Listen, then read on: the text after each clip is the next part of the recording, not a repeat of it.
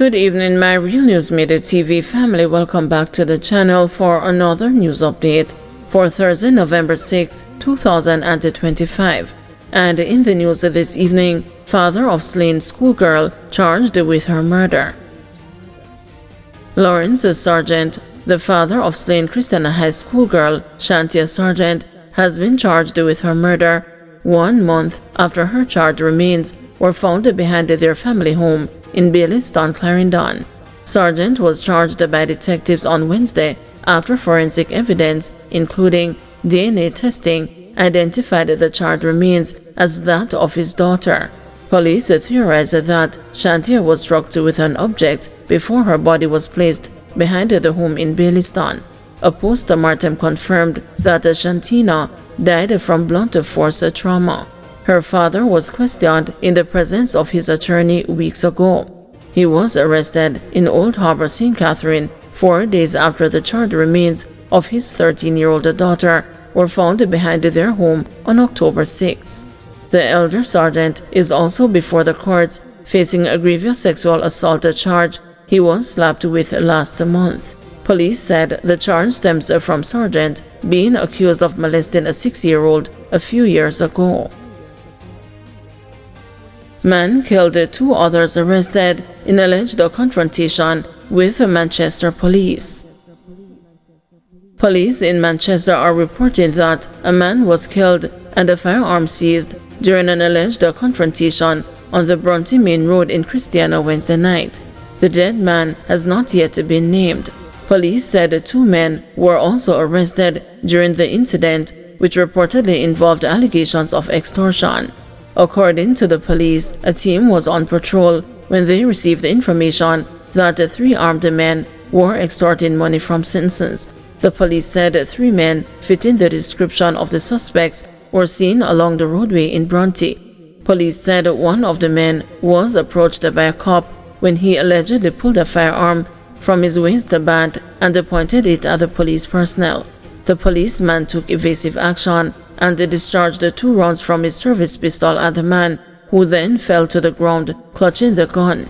The firearm was retrieved from the man and found to be a bronze and black-looking Taurus 9mm pistol with a magazine containing 5 rounds, one of which was in the breech. The injured man was rushed to the Percy Junior Hospital, where he was pronounced dead.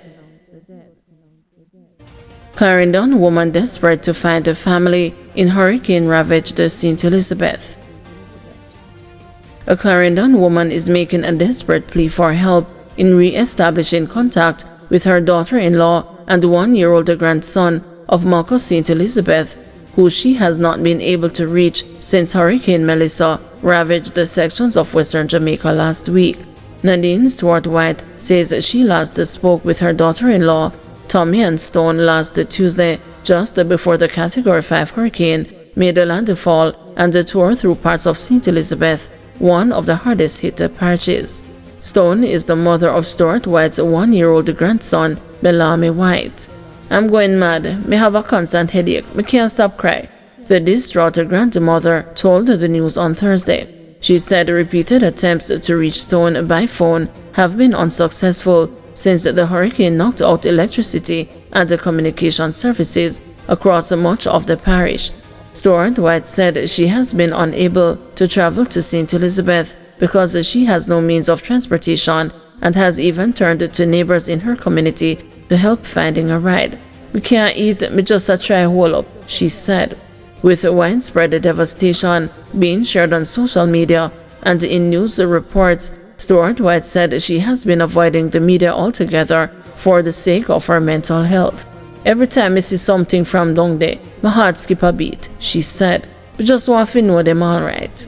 The grandmother says she is desperately hoping to have Stone and her grandson relocated to her Clarendon home. She is appealing to anyone who may have information about Tommy and Stone, her 1-year-old son Bellamy White, or Stone's mother, Sonia Robinson, to contact her at 876-324-4858 or the child's father, Vandam White, at 876-784-2782. St. Elizabeth remains one of several parishes still struggling with prolonged power cuts blocked roads, and limited phone service in the wake of Hurricane Melissa, hampering efforts by families to reconnect with loved ones. Bog Walk Gorge remains closed due to roadway being blocked by utility poles, says NWA. The National Works Agency is advising that the Bog Walk Gorge in St. Catherine will remain closed to motor vehicles out of an abundance of caution due to the roadway still being blocked by utility poles. The roadway, which was expected to reopen today, cannot be reopened as it will be challenging for motorists to maneuver in the area due to the impediments, the NWA said. NWA Manager of Communication and Customer Services, Stephen Shaw, said that there is a Jamaica Public Service pole that is currently down along the roadway. He said the electricity company has advised that they will need another 48 hours before it will be able to address that issue. As a result, the corridor will remain closed. Shaw further stated that passage across the flat bridge would also have been a challenge for motorists because the traffic signals are currently not working. He said motorists should continue to use alternative routes to access their destinations. The NWA will advise the public when the impediments have been removed and the corridor is once again safe to traverse. Legani Avenue in St. Andrew to be closed for 7 days.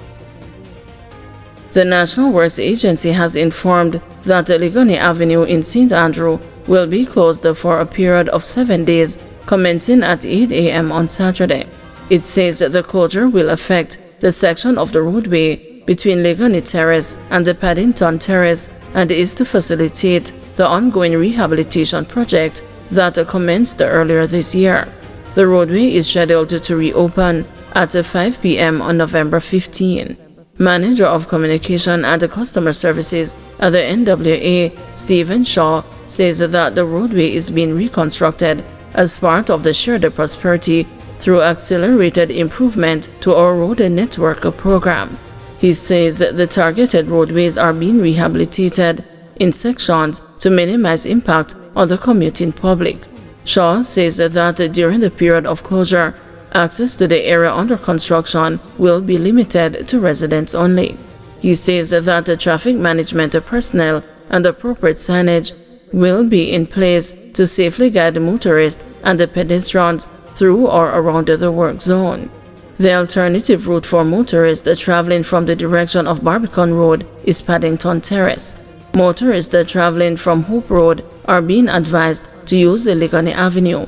The NWA further advises motorists to exercise caution while using the roadway during the period of the works and observe the instructions of flag persons and the posted signs. Integrity Commission urges public to report corruption linked to hurricane relief.